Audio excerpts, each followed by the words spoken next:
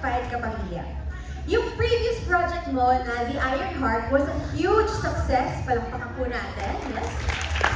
So the question is, may pressure ka bang nararamdaman na dapat matapatan o mahigitan pa ang naging tagumpay ng The Iron Heart?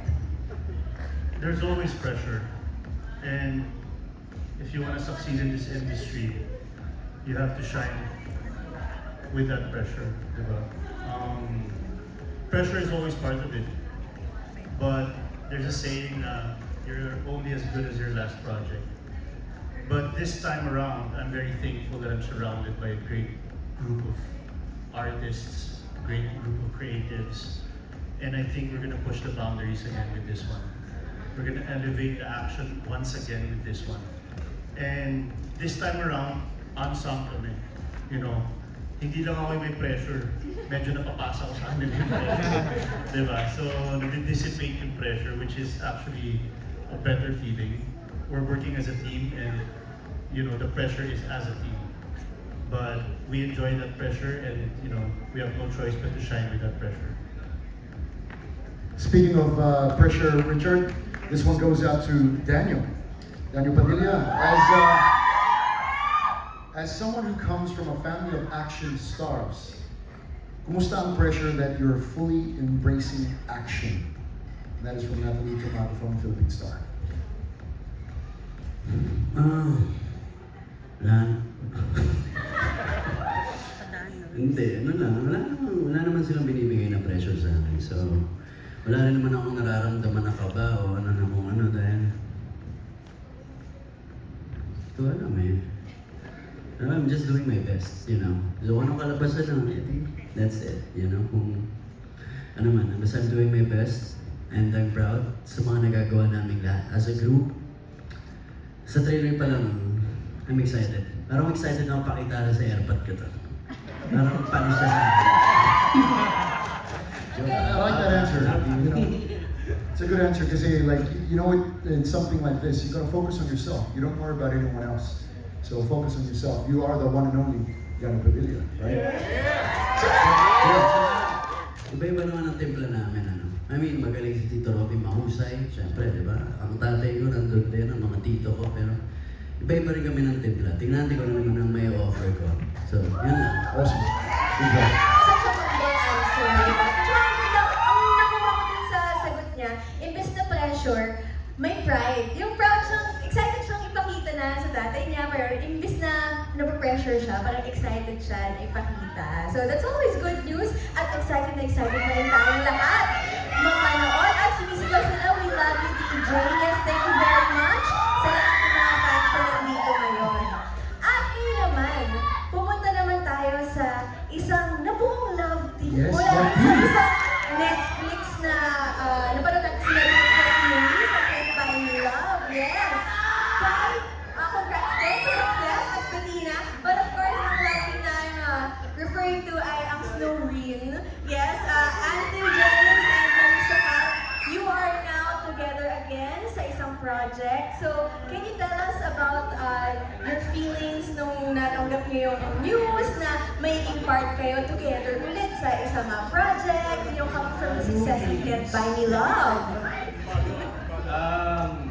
Well, noon na ano eh, parang binasa ko na yung script, tapos nung nakita ko na parang, okay, medyo may glitch pa rin ng ano eh, yung pagka-story. Hindi naman sobra, pero doon pa rin yung fun. So parang, sabi ko makaka-work ko rin si Marisa. Alam ko naman na masarap katabaho si Marisa. But yung mga eksena namin talagang ano eh, pumapatong-patong kasi dami namin naiisip talaga na pwede kong bato tong likes na to, tapos sabayan mo ng ganito, mga gano'n. So parang laging nagbibigaya kami palagi sa eksena. Happy ako maka-work with si Marisa.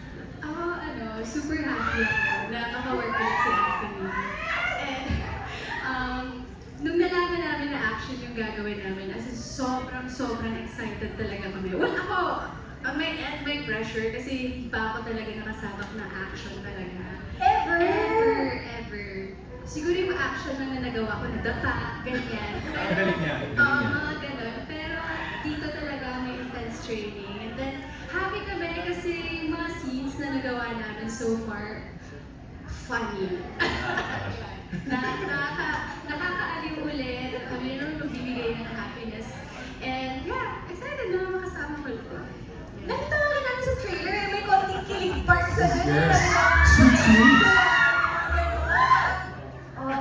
Teaser lang yan. Teaser lang. Ano pa kaya yung mangyayari, di ba? But congratulations Thank you. on this project. Yes, okay. Now, let's go to our last two questions. Opo. And this is coming from Alex Brosas of Daily Tribune.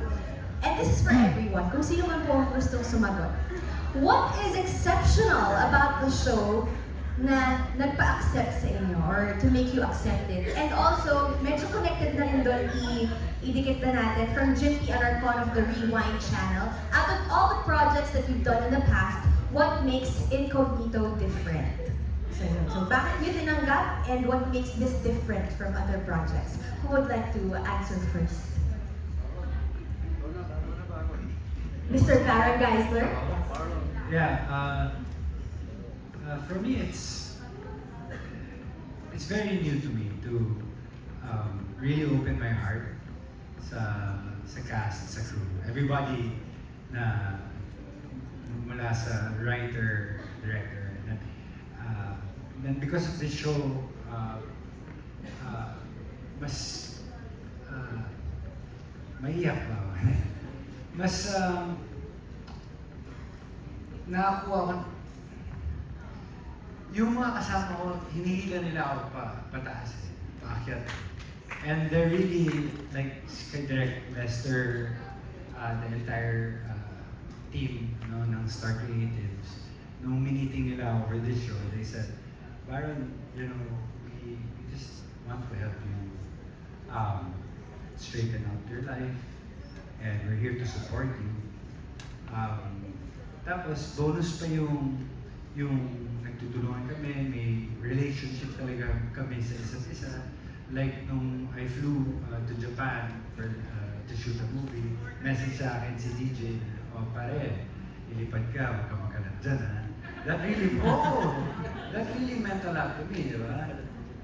So nakita ko na sobrang laki rin ng changes ni DJ, mature na rin siya. And then si Kuya Ian naman, is my mentor, big brother, na kapag may mga questions ako about life, napaka-deep ni Kuya Ian. Kasi sa age, di ba, wisdom eh. Na wisdom. Space bro, pareho tayong, ano dito, medyo may edad. Tapos, yun lang. For me, I just want to continue doing my best, giving my all, to be a dependable actor, and to just open my heart sa hindi lang sa show na to eh. Kasi nadadala ko yung good attitude, manners, behavior sa iba pang mga nakakasama kong production. So I really am grateful sa Star Creatives, PDSCP, and Direct Lester, everyone. I love you guys, sa buong cast. I love you guys. Hold on. Parang iyak na eh. Oh, You know, my, ibang-iba very nice one. talaga. Yes, ibang-iba yung project na to. That's what makes it different for Mr. Baron Geisler. Yung love talaga, even beyond work, di ba? Andun yung care and andun yung Basketball support na, di ba? We play basketball na. Yes. Between shoots. Gusto ko lang May hirap accountability. May accountability kami sa isa't isa. And that's what I mean. Thank you, Baron. Appreciate it. I'm sure everyone will, remember those words coming from the heart. Who would like to answer next? Kung bakit niyo po tinanggap ang project na to and what makes it different from your past projects? Maurice? Well, I think naman all of us, we all feel so lucky to be part of the show. Kasi nung nalaman namin, mini-team kami, nung nalaman namin na maging part na kami, it's super exciting kasi this production, even yung pagkasabi ni Direct Lester, they all want to reach something for action here sa Philippines. And sobrang happy kami na naging part kami nito kasi gusto talaga nila mag-break ng boundaries lahat. Marami silang gustong i-achieve. So yeah, ang daming eksena. First time namin magawa, super ganda ng pagkagawa ng mga stunts, ng actions, ng scenes, ng costumes, everything. Mga guns, super ganda na lahat. And ang ganda nilang story kasi somehow nagme-mirror siya of what's really happening in the country and all over the world. Maraming mga issues na i-resolve, maraming mga may ilahad sa mga manonood. Yung mga nangyayari in real life. Yung mga sad na nangyayari. So yeah, parang it's action-packed but it's also full of heart, the show. Yes. Tsaka parang may social relevance akong Yes. nakuha dun sa answer niya. And ang ganda na may goal pala, no? To elevate the quality of Yes. action dramas here in the Yeah. Philippines. And trailer pa lang, kitang-kita na natin yun. Andun na talaga. Yes. So, supportahan po natin January po yan, mga kapamilya. Okay, who else would like to answer po? Maybe si Kyla. She's like sitting there. Yeah, well, for me personally, it's my first time doing something of the action genre, and it's also something that I've always wanted to do.